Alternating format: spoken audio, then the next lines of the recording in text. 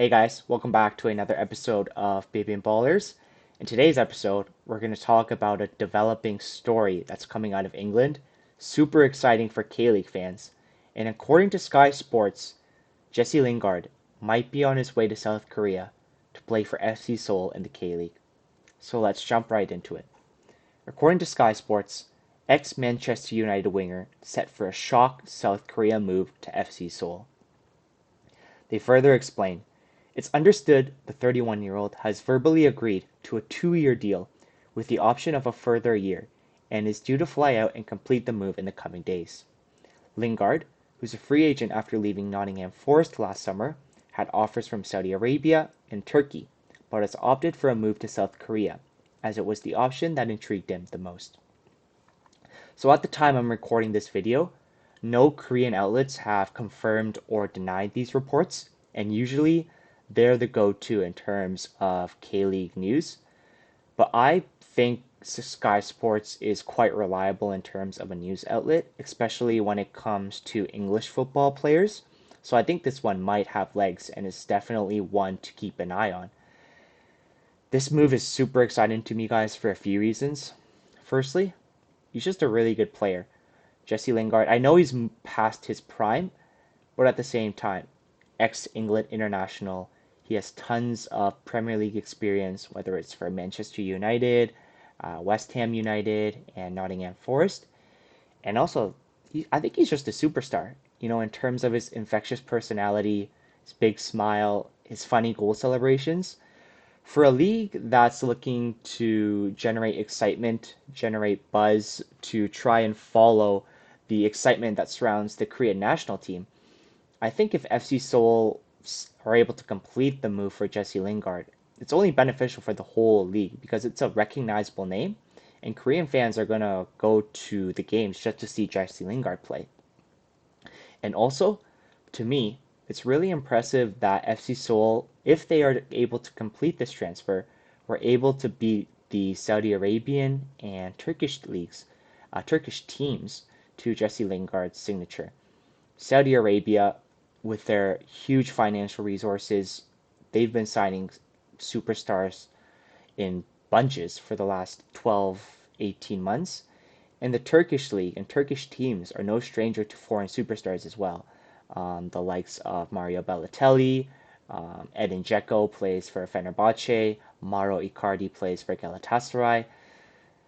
There's tons of famous, ex superstars that have played in the Turkish league. So if we're able to beat, teams and leagues with that amount of pull, that's a big win for me. And if hopefully it opens up more transfers like this going forward for Korean football in the K League.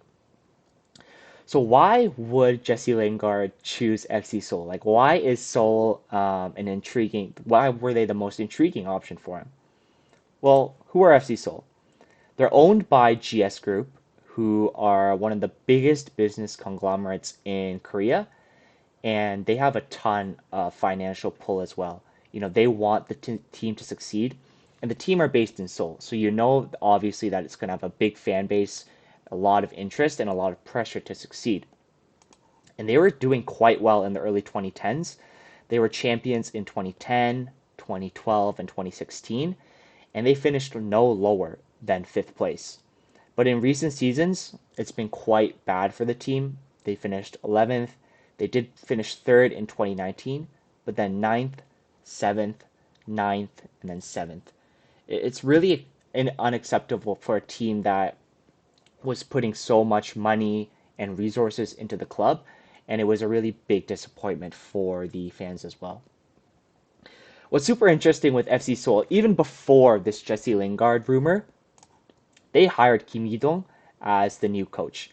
And for K-League fans know just how good of a manager Kim Gi-dong is. He was the ex-manager for Pohang, and with a really, really low budget at Pohang, he consistently had the team in the upper half of the league, and even, they made, just looking at his stats in the transfer market page, they won the FA Cup, the Korean FA Cup in the 2022-23 season. They were the runner-ups in the AFC Champions League, the Asian Champions League, in 2020 in the 2020-2021 season, and he was the manager of the year in 2019 and 2020. So this is a guy that had a lot of experience, had a lot of charisma, his tactics, just his passion for football. I think it was a great hire, and they were a team that I really was interested in before Jesse Lingard was linked to them, and now it's even more interesting. I think that if they're able to complete this move, it's going to be a really, really exciting season for FC Seoul fans. On paper, if the Lingard transfer goes through, it makes a ton of sense. Like I said, guys, Seoul are owned by GS Group, one of the biggest conglomerates in Korea. So they definitely have the funds to make this transfer go through. They just hired one of the best managers in Korea, and they're looking to remind Korean fans why they deserve to be respected as one of the biggest clubs alongside Ulsan and Cheonbuk. So this transfer splash, this excitement, buzz generating move would be the exact statement that they want to make to the K-League and Korean soccer fans that they're back, that they're looking to be champions again. So I hope that it goes through. It's just going to add extra spice, extra flair to the K-League season. And to finish the video, I wanted to look at where Lingard might fit into Kim Gi-dong's system. Now, I'll be the first to admit I'm not an expert in terms of the K-League, FC Seoul, or Kim Gi-dong. I follow along when I can, but it's tough when the games are at night for me, and obviously things going on with personal life that I have to focus on. But I just going off of what I've seen Kim Ki-dong play and the fact that his preferred formation is a 4-2-3-1. I think that this could be something similar to what he lines up with on opening day. So in net, Baek Jongbom. The back four, it would be Lee Tae-seok, who is an exciting left back prospect for Korea. He's actually the son of Lee Eul-young, if you guys remember, who played in the 2002 World Cup. Kim Ju-sung, who's currently playing with Korea at the Asian Cup right now, another exciting center back to look out for. Hwang Hyun-soo to pair up with them, and then Choi Jun as the right back. And Choi Jun was the guy who assisted Lee Gang-in's goal when Korea made that crazy run, I think in 2019 at the U20 World Cup. He's also a very talented fullback. So this is a very young but exciting back four line that Kim Gi-dong has to work with. In the midfield, Ki Sung-young anchoring it. He's obviously old. The amount of space he's able to cover has diminished, but the passing, just the experience, it's still there. He's still a phenomenal player. He's definitely going to be anchoring that midfield. This spot could go to anyone. I chose Han Seung-gyu, who's a pretty good player.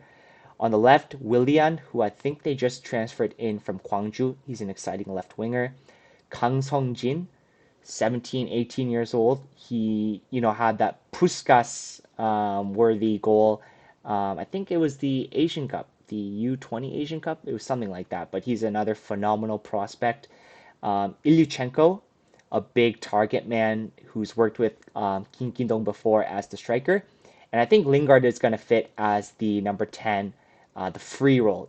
Kim Ki-dong is going to give him free license to roam around the pitch, to act, at times as a second striker alongside Stanislav Ilyuchenko to support the wingers, whether it's Willian and Kang Sung-jin. And also maybe he can drop back, and help build out from the back, alongside Ki Sung-young and Han Seung-gyu. He's just a phenomenal player. He's great at finding those spaces. Intelligent player, great. He's a great finisher as well. And I think if he makes that move to the K-League, he can easily finish with 10 goals, 10 assists, maybe even challenge for the K-League MVP. I might be getting ahead of myself, but I'm really excited about this potential transfer. Thought I'd make a quick video to update you guys on it. And yeah, let's see where it goes from here.